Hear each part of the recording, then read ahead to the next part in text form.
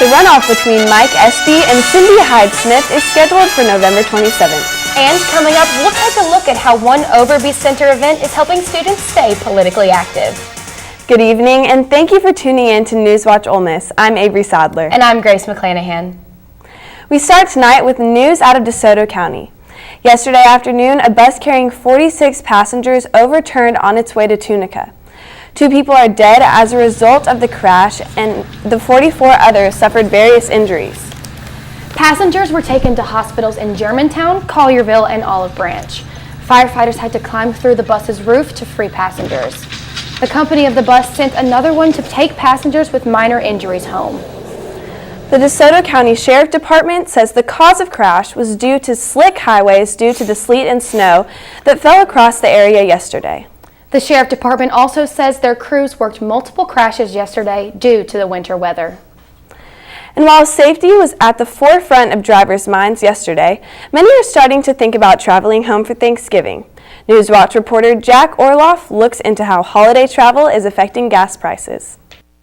According to AAA, more than 54 million Americans will travel this Thanksgiving. That's the most since 2005. People are getting ready for the long road trip by making sure their gas tanks are full. Ray Rapani is the owner of Chicken on a Stick. He expects that this year will be similar to the last. Every year, this time of the year, like Thanksgiving, people go back home, especially town like Oxford, where many people are from out of town, They don't live here locally, their home is elsewhere, like, Chicago, New York, anywhere. They travel, and this is the time they, travel a lot. Barrett Teller, a student at Ole Miss, explains his routine when traveling home. When I'm heading out, I fill up the tank. I try to make as few stops as possible. I hate stopping on the road. I just like to get on back. So I have to fill all the way up probably once or twice on the way back, and I try to find the cheapest gas imaginable because it really puts a dent in my pocket every time. Students are flocking to gas stations like this one, Chicken on a Stick, to fill up on gas and get ready for the Thanksgiving break. They're hoping that the prices will be a bit lower this year. Jack Orloff, NewsWatch Ole Miss. The national average of gas headed into the holiday week is $2.66. The average in Mississippi is $2.42. The Ole Miss Food Bank hosts Thanksgiving this week to gather food for students during this holiday season. Founder of the food bank, Shane Ferrero, wanted to give students easy access to food over the holiday break as financial aid is dwindling and campus restaurants are closing. The bank provides food to about 10 students per week. Anyone interested in donating to the Ole Miss Food Bank can drop off all non-perishable items in various locations around campus the rest of this week and the week after Thanksgiving. Thousands of students are leaving Oxford for the holidays. NewsWatch reporter Sarah Doan tells us more about the process for residential students and what to do if you were staying in Oxford for the holidays. Most of the dorms at the University of Mississippi close for holidays every year. There are not enough students in Oxford for the buildings to stay open. But this Thanksgiving break, Ole Miss students get to stick around in Oxford thanks to the football team. Community Assistant Sarah King says that the Egg Bowl is keeping doors open. So when it's here in Oxford, the residence halls stay open, so the residents have some place to go in case they want to go to the game. But when the Egg Bowl's in Starkville, then all of the buildings close over Thanksgiving. For Christmas break, students have just 24 hours after their last exam to get out of the dorms. Before they leave, they have to clean and defrost their fridges, take their trash out, and pull their blinds up in case of a fire. Ole Miss senior journalism major Krista Oliver says she's learned to plan ahead for this type of cleaning. It's quite stressful to think about this is all happening on finals week when we all have a million things to do. And I think that's why that CA's emphasis was you need to plan ahead for this stuff. Housing also said that while the contemporary dorms will be open, the traditional dorms will be closed. All the traditional dorms will be closed, but you can still apply online to stay here during winter break if you need to. Sarah Doan, NewsWatch Ole Miss. If you're returning for winter intersession, you will be able to move back in on January 2nd. For those only coming back for the spring semester, you will be able to return 4 days before the first day of classes. And Black Friday is a week from tomorrow, and Oxford businesses are preparing for the chaos. NewsWatch reporter Madison Amon takes us to the square for more information. Nationally, Black Friday is known for the big crowds and crazy deals, and local businesses are already starting to prepare. Just making sure that our inventory is out, just making sure that everything is stocked and ready to go. All of our employees are here, ready to take on the crowd. We're participating in Black Friday version of Record Store Day, so we'll have 300 or 400 new records coming in just for that day. With Black Friday following the Egg Bowl, businesses are expecting higher people to come and shop than normal. Usually the line is pretty long. This year we're expecting to have a good crowd with the Egg Bowl being on Thanksgiving, so hopefully a lot of people come out Black Friday shopping, so we're hoping for a good sale. Expecting it to be crowded, definitely, but most other stores open at 6 or 7 and we open at 9, so people have kind of winded down from their extreme shopping at that moment, so I don't think it'll be too wild in here for us or too bad to handle. Madison Amon, NewsWatch Ole Miss. Lafayette County Fire Department firefighters spent 4 hours fighting a house fire early yesterday morning.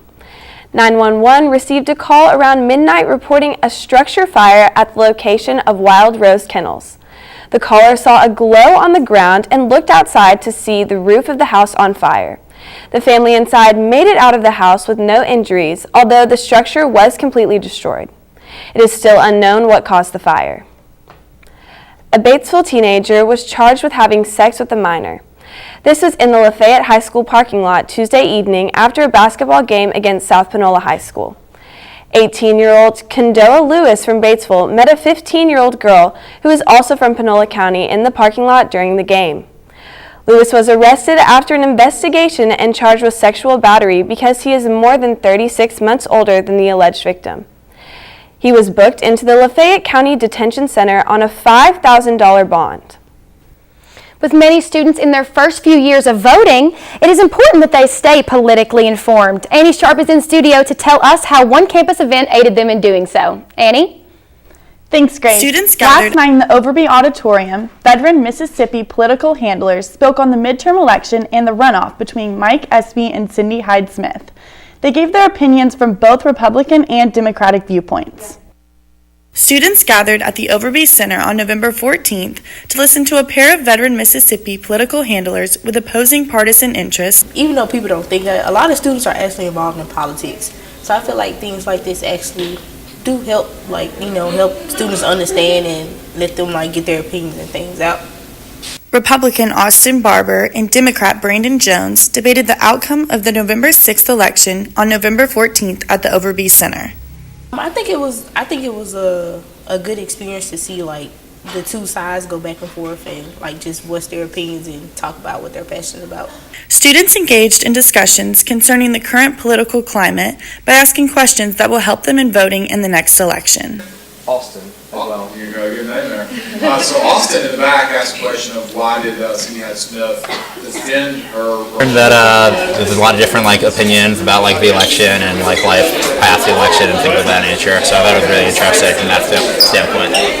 These two candidates each. Whether the students were there for a class extra credit opportunity or pure interest in the elections, they continued to stay engaged by interjecting with questions and a constant stream of discussion during the event. Back to you guys. Thanks, Annie. Well, California wildfires are still roaring throughout the state. But coming up, we'll look at the recovery efforts taking place after some of the worst blazes in their state history. And the FDA is cracking down on vaping. Stay tuned to see their new regulations. But first, Gavin Norton has your first look at the current conditions. Your first look at the weather for this week. We're going to see an increase in temperatures, but that's really not going to be much considering what we've been dealing with lately has been freezing cold. We're going to see clouds go away. We're going to see humidity go away. And if you took a look at the radar view, we see that there's not too much in the way of good weather. But what is coming up next, you'll have to find out on Storm Watch. What do you think you're doing, Kevin? Was just gonna drive home. There are several warning signs present that you shouldn't be driving. Like hearing voices? Like your text to emoji ratio? Oh man, the selfies. Selfie, nailed it. We all have warning signs that let us know that we're probably not okay to drive. Mine is pretending to be your subconscious. Craig, come on man, let's split a ride home. So, I'm kind of new here, but I've noticed a trend. My human does this funny thing where she goes around and gets all my toys, and then she hides them in that basket by the door.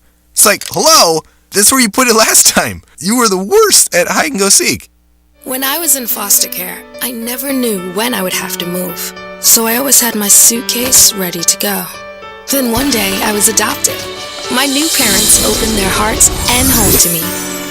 My parents cook my favorite breakfast for me every morning. My parents take me on trips I never thought I would go on. They gave me a home and an even better reason to use that suitcase. My parents aren't perfect, but they're perfect for me. I, Krista, take you, Jamie, to be my wife. When we found out that we were pregnant, we were just elated. We were just sitting there waiting for the pediatrician. She said she won't be taking you in as a client.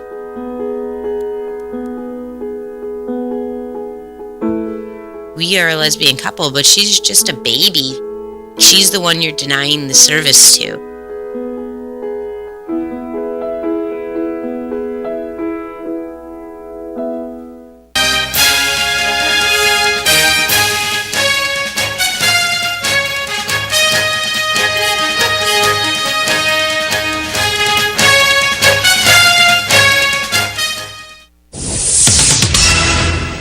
Firefighters and rescue workers are searching for bodies after a week of deadly California wildfires. Officials are hopeful that the worst of the fires are as they hope to further contain the blazes. Firefighters in California make progress on containing several wildfires throughout the state. The focus now shifts to the daunting task of recovery and identifying the victims. In Northern California, the Camp Fire has killed at least 56 people as over 460 rescue workers and officials comb through debris. They've already have the capability of beginning to collect samples from the general public or people who suspect that a loved one may have perished in the fire. It's the deadliest and most destructive wildfire in California history. A week ago tonight, most of us went to bed not knowing that we would wake up in the morning to a fire that burns 55,000 acres, burns approximately 8,000 structures in the first 12 hours. In Southern California, the Woolsey Fire, which started 7 days ago, is more than 57% contained. That fire has destroyed over 500 structures, but with more favorable weather conditions expected, officials are optimistic that they have a handle on this blaze. And today, yet another new fire in Southern California, the Briggs Fire, just north of the Woolsey Fire near Santa Paula. More than 230,000 acres have been burned through the state over the past week, and more than 300,000 people have been evacuated, as families are left to wonder whether they'll have a home to return to. And it was announced this afternoon that President Trump will travel to California on Saturday to meet with those who have been impacted by the fires. The vaping trend is about to come to an end as the FDA has put in place new regulations for vapes and other e-cigarettes. The FDA is recommending taking away flavors used in e-cigarettes. Flavors increase the likelihood of kids progressing from experimentation to regular use, which will eventually lead to the use of combustible tobacco products. This is a health concern the FDA wants to prevent. A school-based survey showed that the number of current vapers in middle and high school has jumped roughly 1.5 million since last year. The hope is that the removal of flavors will decrease the appeal of vaping for kids. Authorities in Wise County, Texas, say a man in their custody could be the most prolific serial killer in history. Sam Little was already serving 3 life sentences in California when he was charged with a 1994 Texas murder and extradited in July. A Texas investigator working on cold cases earned the suspect's trust and got details on a series of murders Little says he committed between 1970 and 2005. Texas law enforcement authorities say Little could be connected to 90 murders spanning more than a dozen states. No formal charges on any of the other murders have been brought yet. A viral feel-good story has come apart at the seams. A New Jersey couple and homeless man are accused of fabricating a story to raise money on GoFundMe. The couple, Katie McClure and Mark D'Amico, along with Johnny Bobbitt Jr., face charges of theft by deception that could carry 10 years in jail. Over $400,000 were raised on the campaign that claimed Bobbitt stopped to give McClure his last $20 when she was stranded and out of gas. The campaign went under investigation once Bobbitt sued the couple for withholding the money. GoFundMe plans to refund everyone that contributed to the campaign. Saudi prosecutors are seeking the death penalty for 5 people allegedly involved in the murder of journalist Jamal Khashoggi. The Saudi Public Prosecutor's Office announced a total of 11 people have been charged in connection with Khashoggi's death. They say the 5 people facing capital punishment were directly involved in ordering and executing the crime. According to the prosecutor, a member of this team ordered his killing. Saudi authorities now say Khashoggi was killed by a sedative overdose following a fight at the Saudi Arabia embassy in Turkey last month. The Saudis initially denied any knowledge of the journalist's death. After a 5-hour meeting with her cabinet yesterday, British Prime Minister Theresa May announced that they had approved her Brexit deal. It came with a few drawbacks, though, as some government officials stepped down over the deal, but May is not taking any of the registrations personally. I do not judge harshly those of my colleagues who seek to do the same, but who reach a different conclusion. They must do what they believe to be right, just as I do. I'm sorry that they've chosen to leave the government, and I thank them for their service. Brexit Secretary Dominic Raab and Work and Pension Secretary Esther McVey both resigned following the announcement. However, May remains confident that this deal is in national interest, and she is determined to see the draft deal through. Men, listen up. Your no-shave November beard might be something to consider year-round. A new study suggests a majority of women who date men really like a guy with facial hair, but not too much. The study surveyed about 8,500 women between the ages of 18 and 100. They were asked to choose between photos of men with different levels of facial hair. Researchers found a majority of the women preferred men with 10 days worth of facial hair growth, which they described as light to heavy stubble. Men who were clean-shaven were ranked the least attractive by participants. Well, after the blizzard in Oxford yesterday, it seems like we're getting back to normal fall weather. You know, Avery, you may be right, but I think I'm going to miss that snow just a little bit. But coming up, Gavin Norton will let us know if any of that warmer temperature will be headed our way.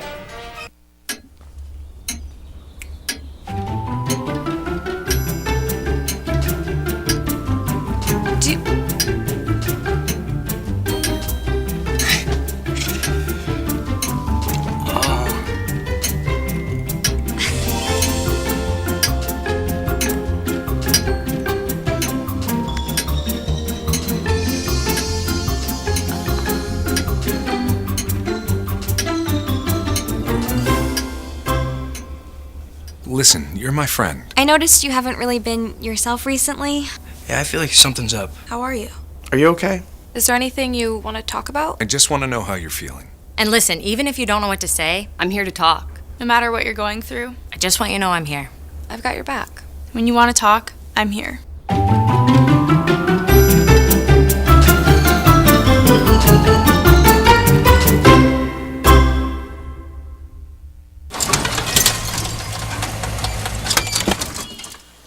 Leah, did you put a new dent in that? This one? No. Were you texting and driving again? Yes. Hi, Leah. Hi, Dad. Sorry about your bumper.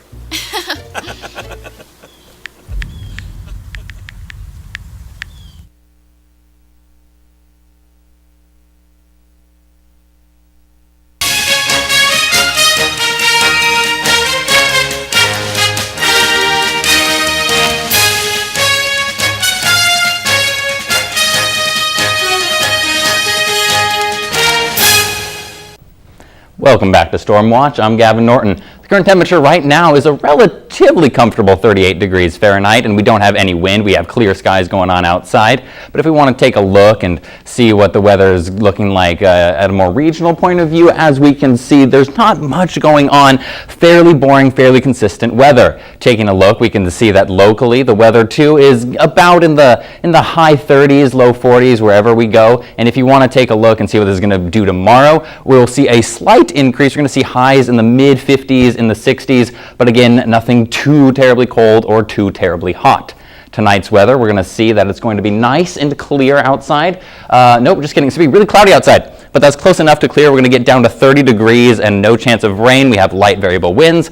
And tomorrow we're going to see some weather hit all the way up to a nice warm 58 degrees. And again, very low chance of rain tomorrow as well. If we want to go ahead and see what the weather is going to have in store for the next 5 days, because I'm sure we're all going to be in Oxford over the next 5 days due to the Thanksgiving break, we can see that we're going to stay around the mid-50s with low chances of rain and partially cloudy throughout the week. So that's back to you at the desk.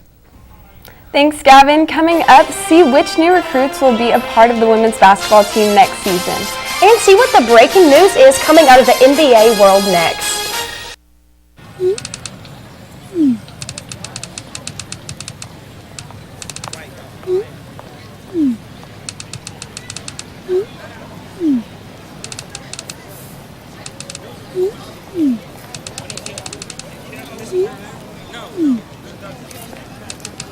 Don't ignore the subtext.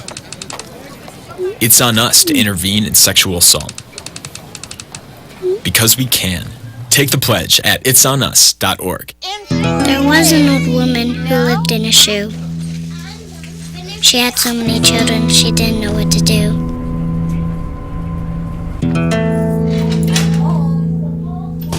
She gave them some broth without any bread and kissed them all soundly and put them to bed.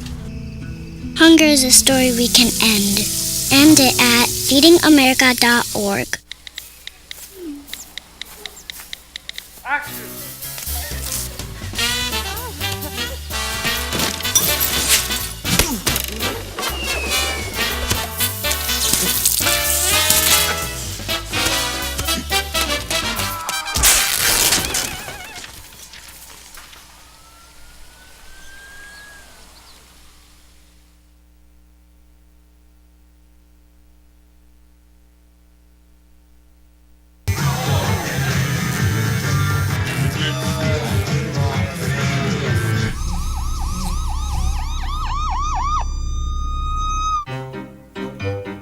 You think getting dumped by text is harsh?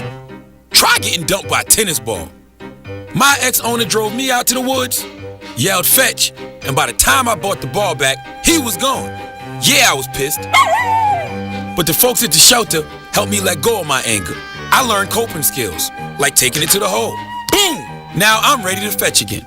But how about I throw and you run and get it?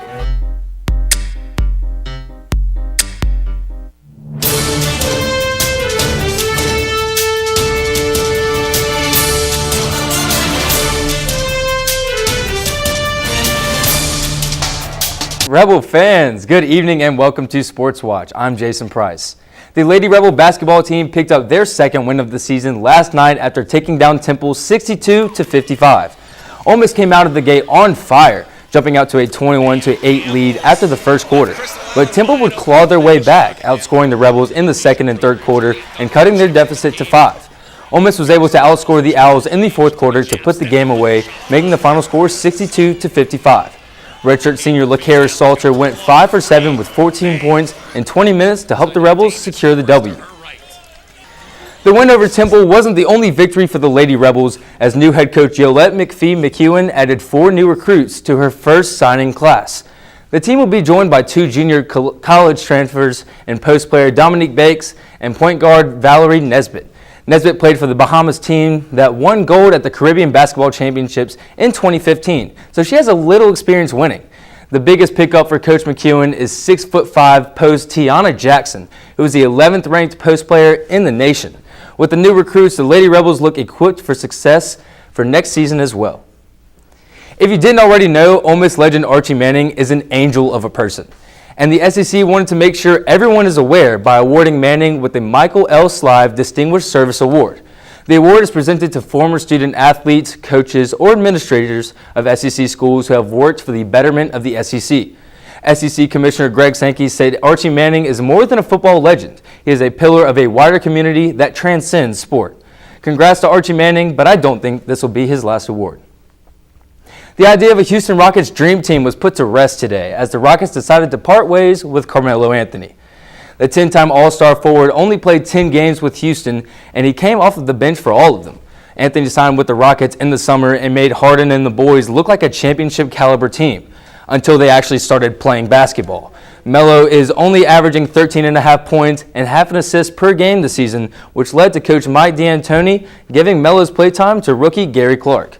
Carmelo will be on the market, so watch out to see where the former superstar lands. And to send you off feeling good, the Bobblehead Hall of Fame and Museum has agreed to create a bobblehead of former Purdue student Tyler Trent. Trent has a rare form of bone cancer, and $2 from each $30 bobblehead will go to the Tyler Trent Cancer Research Endowment at Purdue. Phil Sklar, the founder of the Bobblehead Hall of Fame, is used to creating bobbleheads of non-athlete sports figures after selling 17,500 Sister Jean bobbleheads during March Madness. So far, donations to Tyler's fund have reached more than $100,000. That's all for sports. Be sure to follow our Twitter at NewsWatch_UM as I'll be live tweeting the game in Nashville this weekend. Back to you guys. Thanks, Jason. Well, Oxford Dictionaries has released their 2018 Word of the Year. Coming up, find out what they chose and why it will give you 2003 Britney Spears vibes. I'll never forget the day our landlord called and said, "Read your lease. No pets allowed." My owner tells him my dog ate the lease, but that didn't work. And now I'm stuck in a shelter. But this pit bull is ready for a new crib. I'm loving, loyal, and play well with others. So don't be intimidated by all my muscles, because the biggest one I have is my heart. That's right, I said it.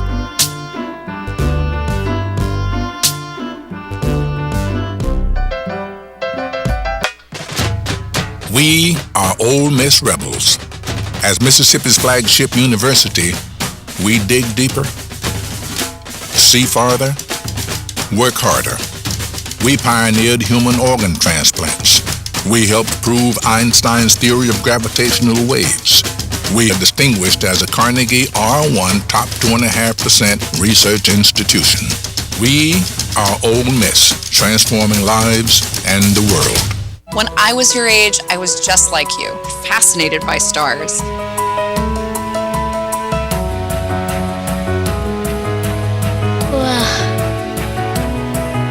But now I get to search for life in the universe. And who knows, maybe life is looking for us too.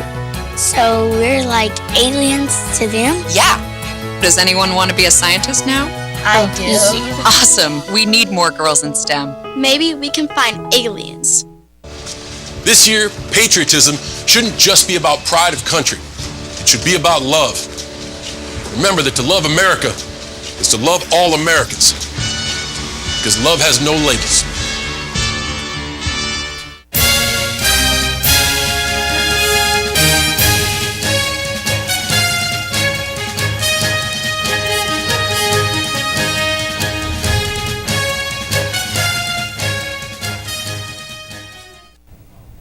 What one word sums up 2018? According to Oxford Dictionaries, it's toxic. That's the word the British publisher picked as its word of the year. Toxic is literally defined as poisonous, but Oxford says this year the word has been used to describe numerous situations and concerns.